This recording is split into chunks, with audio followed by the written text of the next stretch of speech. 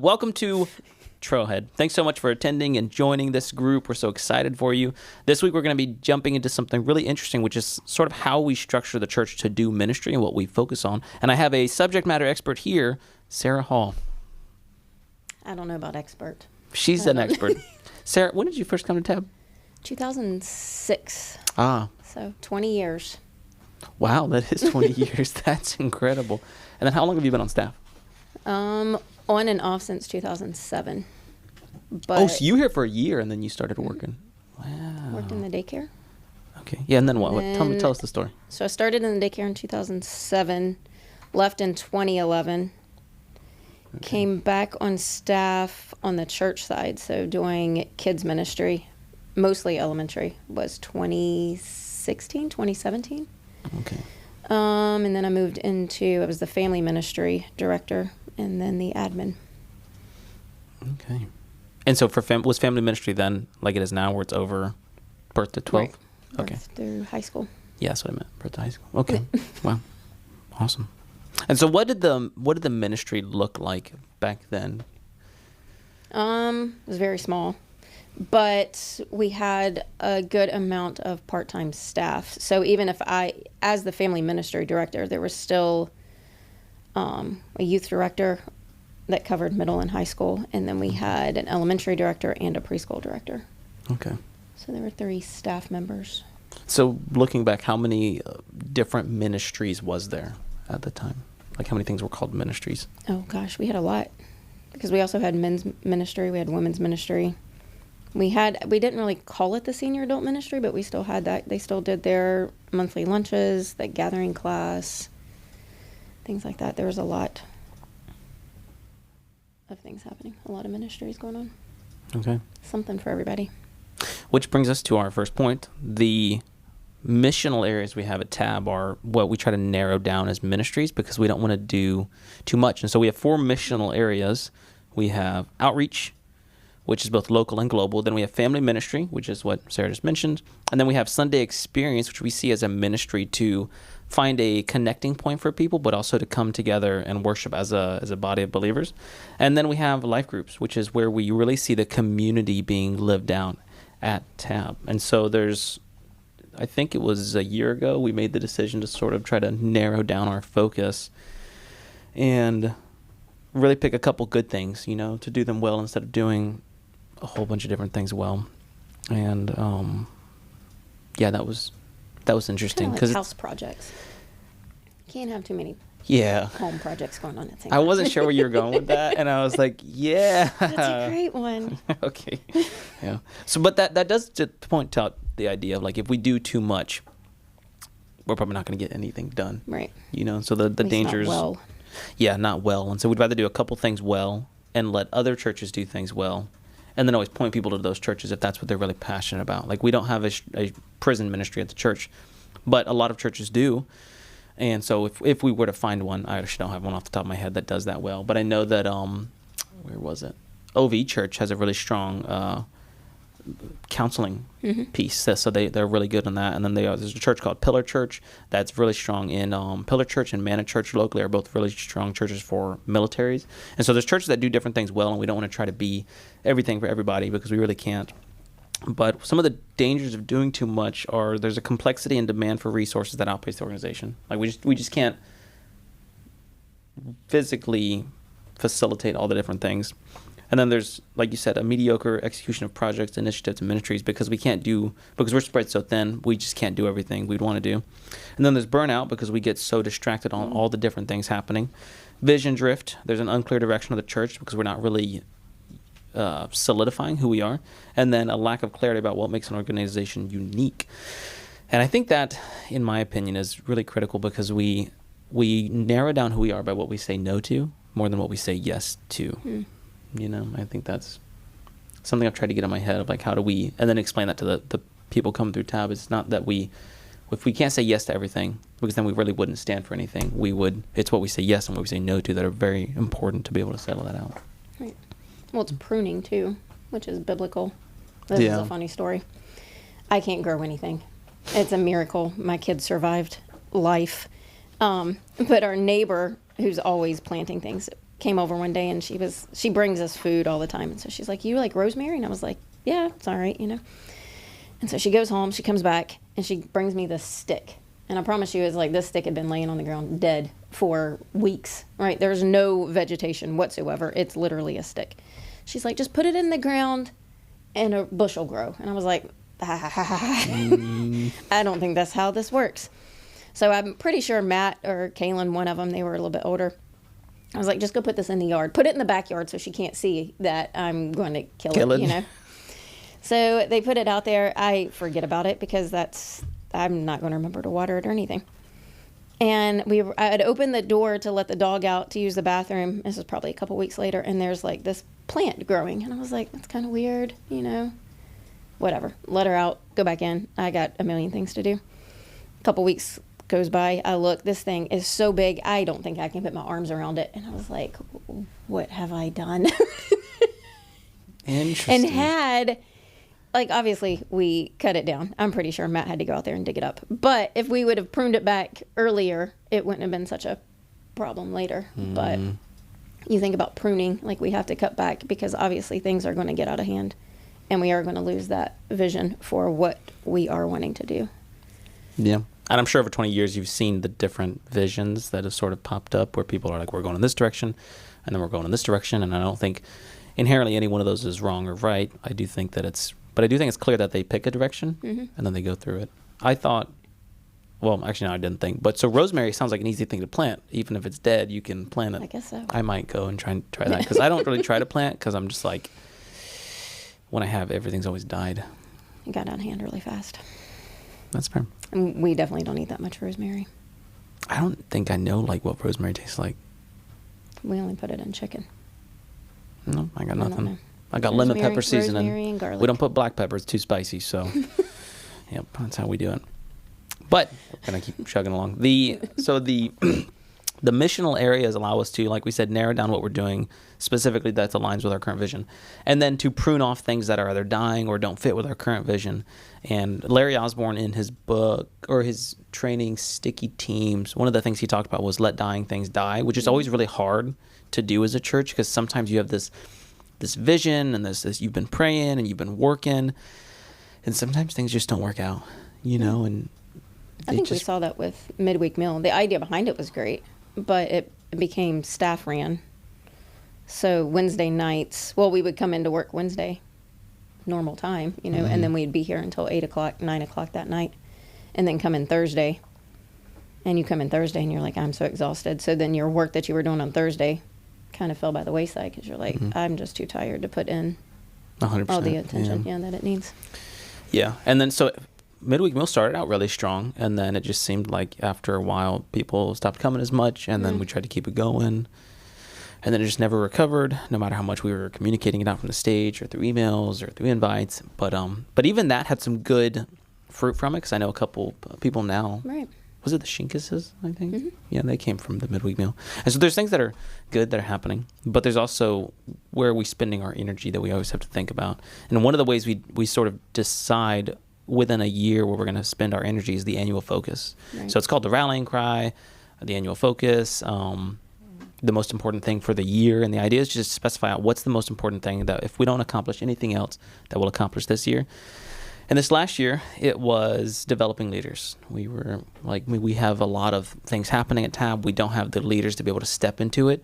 And so it required the staff to elevate their own leadership and say, how are we not doing the ministry, but giving away the ministry, but also to try and develop specific pathways for people to develop their own leadership and to kind of get out of that consumeristic mindset of I come to church to be fed, not I come to church to feed others, you know? Right.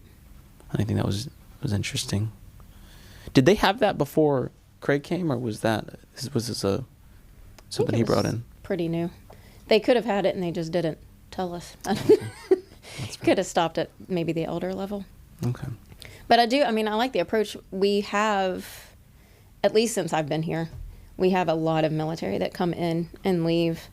And I think it's important that we're not building a ministry on one person because the chances of that person leaving, even if they're not military, is pretty high. People move on, go back home, or, have to take care of family and they just can't serve at church, or, different things come up in life. So when you have a ministry built on that one person and that person has to leave for whatever reason, Yeah. everything just kind of falls through the cracks. So when you have that team of volunteers, even if it's staff, if staff have to step down or take on a different role, Mm-hmm.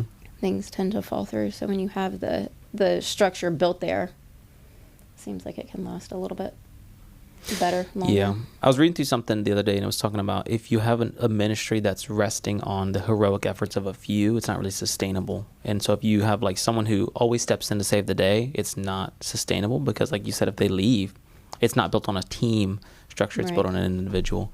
And in a space where we're at, where a lot of the churches in our area and even us, there's a lot of people coming and going from the military and from colleges and from international communities. Mm-hmm. That's not a sustainable model. And I was thinking about it today, like maybe the best thing in those situations is to pull that person out and then see if it can still stand, but also to reduce the chance of if we do see this, we pull this person out just so that we don't get in the habit of relying on them too much, you know? But even then, that's hard because then if this ministry doesn't become sustainable or the effort doesn't become sustainable, then we have to decide, is this worth doing still or do we need to put our energy somewhere else? Yeah, so developing leaders, a couple of the things, and this is, Summit covers a lot more of this, and so we're just going to really quickly cover a lot of this, but a couple of the things that we narrowed down were, we tried to define a leader. So whenever we say that, what exactly does that mean? What are we looking for? And so we described it as a person who is intentionally leveraging character and competency to influence others towards living in community with God, others, and creation. Right. So the idea is, it's a person who's intentionally leveraging their character and their competence to influence others. In our context, that's Christ-likeness. Mm-hmm. Like the most important thing we can do is point people back to Christ. And then we also talk about the staff are paid people that are paid to lead the ministry areas and lead the operations side. But also Tab teams is where we don't like the word volunteer because we want the people who serve at Tab to feel ownership. Right. We want them to feel like they're part of the team, like they're working towards something bigger, like they're a part of something bigger. They're not just passively volunteering time or money or energy, but they're a part of something. Like they have a specific role on a team that requires some buy-in and some commitment to it. And so within the teams, we have, last year when we started unpacking this, I was trying to figure out where to start, but we had these meetings, and I think it was Ben had, how many do you have, 40 people? At least. Yeah, probably more than that. Could be 80. It was a lot of people that were just directly reporting to Ben that he was trying to keep track of all the time to schedule and figure all this out. We're like, well, this isn't sustainable. And Ben was like really trying to run around and figure out all the pieces every week. It was just like a scramble. And so we sat back and said, okay, let's develop layers inside the organization to help people understand where the efforts need to go. And so we created these layers where we have team members are the front lines of ministry. They're the people that are usually doing the ministry. If it's in the kids ministry or if it's in the production on a Sunday, it's usually the people that are doing the ministry. And then everyone else inside of the organization is usually supporting them to be able to accomplish that. And that analogy doesn't always work everywhere perfectly, but it does create the idea. We don't want it to feel like you're at a team member is at the bottom of the organization. No, they're the ones that everyone else is supporting them to go do the ministry, right? And so then we have team leaders, which leads a group of team members. And team members we like to think of as people that are leading themselves, right? At a minimum, they're leading themselves. Team leaders are people that are leading themselves and they're leading others. They're leading team members. And then we have above the next layer, we have team coordinators. And team coordinators allow us to see who is being coached, right? That's when you switch more to a coaching relationship. And then above team coordinators, you would get into staff. So you'd have directors and pastoral staff. And the interesting thing is Ben had 40 people reporting to him, which we would describe as like a span of care that's just unrealistic, right? Because you can't realistically care for that. And I've heard some people say 12's the max. I've read more recently that it's probably closer to 5, considering we're a church and there's people have their jobs, they have their families, and then they have their role at a church as in the ministry. And so it's usually more likely a better number of 5. And so each layer is, okay, if we have someone who's got, more than 5 or 6 or 7 people reporting to them, trying to keep up with them and care for them and coach them and train them and lead them. If their number gets too big, then we have to create another layer or separate out the teams to allow us to care for people, in the best possible way. I think there's a lot to be said for that too, because it's easy. Sometimes people will come in and they say, I want to serve, but I can't guarantee I'll be here the first Sunday of every month, or I can't, I can't make that commitment time-wise to physically be at the building. But those are the people, at least when I hear that, those are the people that I look at and I think, okay, you would be great to coordinate, and they have that skill set of being super organized. They can see how all these different parts kind of come together and kind of catch like the big picture and the vision of what we're trying to do. And I love that because it doesn't keep somebody from serving. It still gives them the opportunity to serve, even if they can't physically be at the church or make the commitment for the first Sundays or the second Sundays. I think it still gives people a little piece of the pie. Yeah, I heard someone say that an average attender, we used to think of an average attender as someone who attended like 3 or 4 services a month, but it's more likely that someone who's really bought in and is an average attender probably is consistent more like 2 times a month. Yeah. Which I thought was interesting. And then when I started thinking about it, I was like, that's probably true because people are just They're so busy. And so it's like, that makes a lot of sense. And so people who can only make it 2 times a month because of traveling or work or family issues or sports, right? I think we should all, as you said, to try to find a space for everybody to serve, right? And be a part of what's going on, because we don't want to disqualify anybody because they're busy.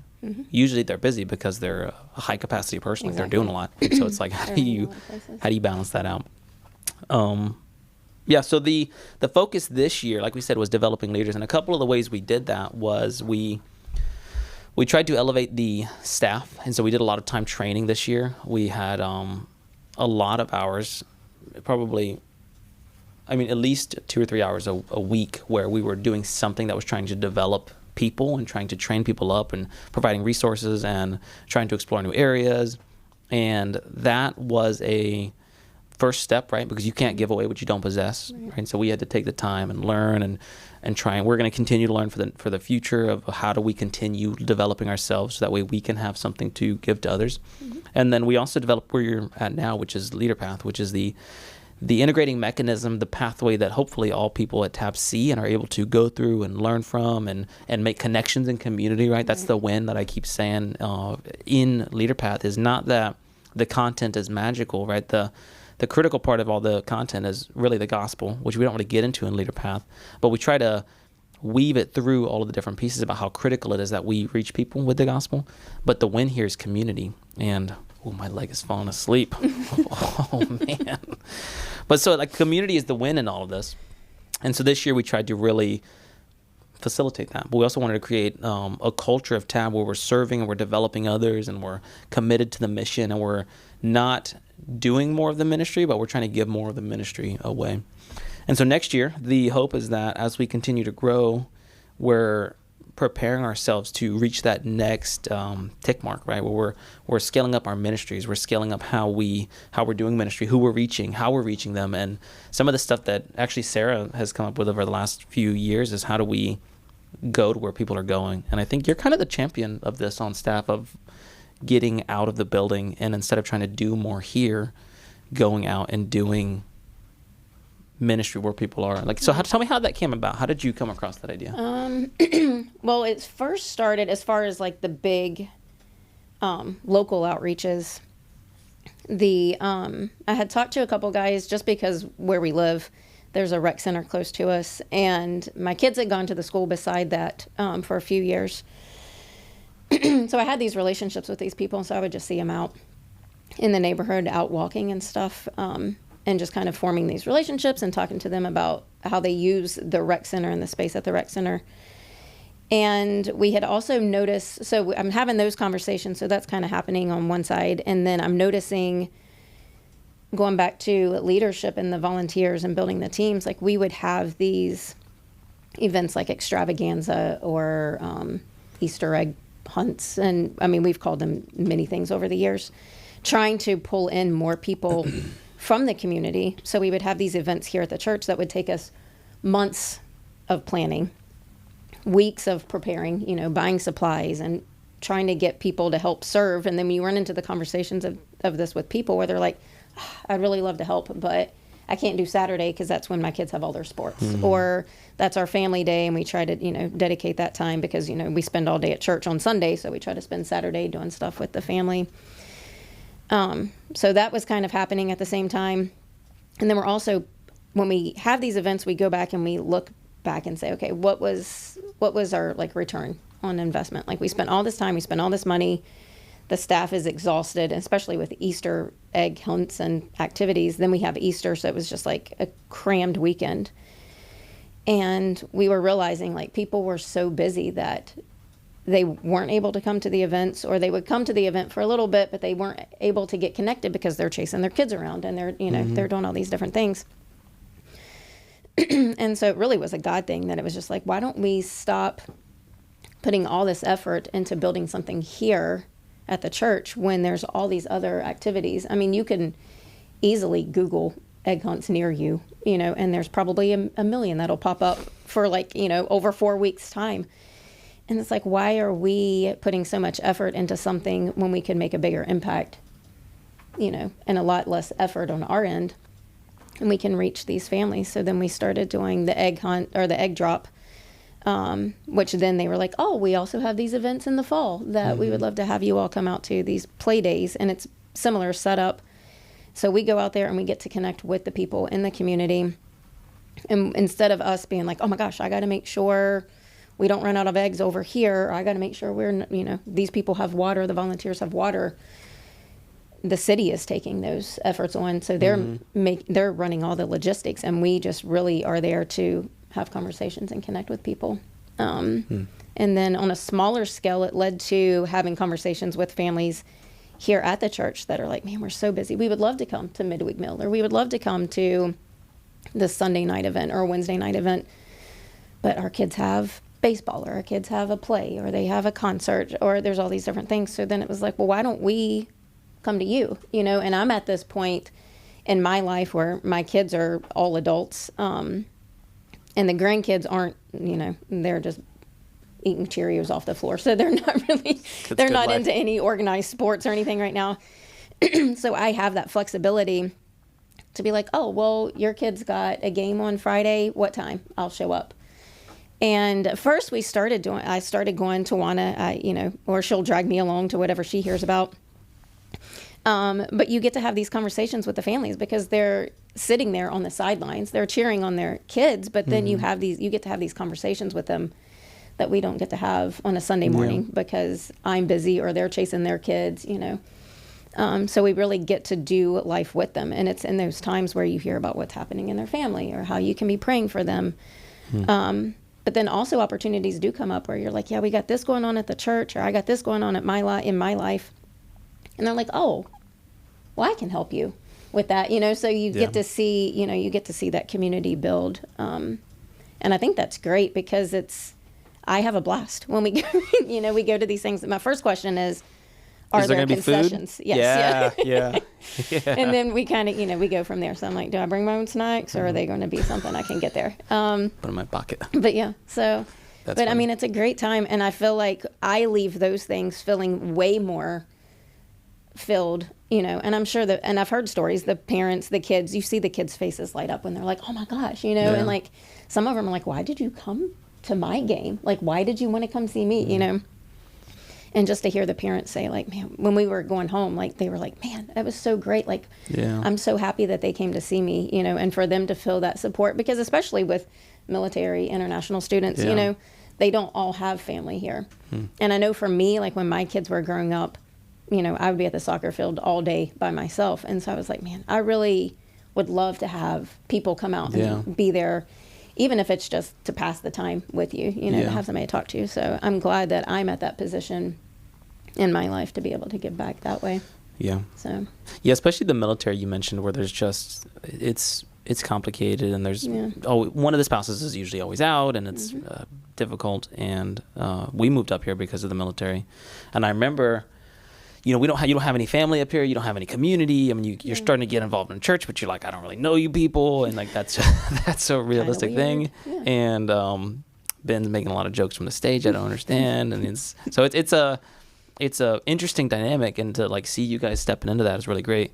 And it reminds me of when Jenna was pregnant and we didn't have like a baby shower or anything, and Bethany was like, oh, we'll just do the whole thing. And like within a couple hours had this whole thing planned out. And like that me and Jenna aren't very expressive usually, but like that meant a lot to us and to her and to be able to see the community coming around. So whenever you get to step into those spaces of people that don't have family here and don't have community, I think that's what you, to your point, like the win, that's the relational piece, right? Leadership, development, community, it all comes back to relationships before programs, right? So you could be watching soccer or basketball or standing in the concessions line, which is the win, right? Food's great. So they talk about breaking bread a lot. I think that's I think that's awesome. It's great. It is. Even Sunday, we had something Monday, something tonight, something tomorrow night.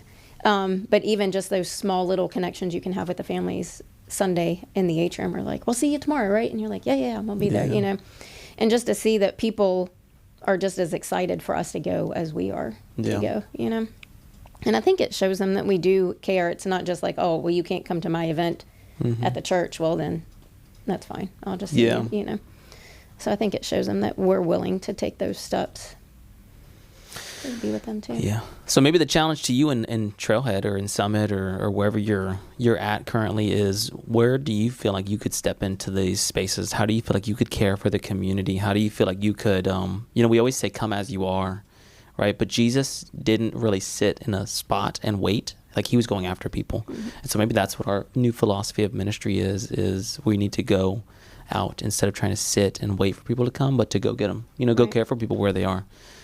And Jesus walked everywhere, so at least we have cars, which makes it a little easier. So maybe that's, hopefully that's a challenge to you, and hopefully you hear like that, how great that story is, how great that aspect is, and how Sarah's over here pioneering new ministry, and we're trying to change some things. So hopefully you hear that, you feel spoken to about that, and I hope you've enjoyed the video. I hope you heard some great things about TAB. Hopefully you understand the structure of the ministry a little more and how we're doing ministry and how we don't just say no arbitrarily, but there's a reason to what we're trying to specify what we spend energy on, because we want to make sure that we don't spread ourselves too thin and we care for people, and we want to do the best that we can based on our specialties, based on our culture, based on our physical location, based on the staff makeup that we have to be able to care for people in the best possible way. So thanks so much. We'll talk to you next time. Bye.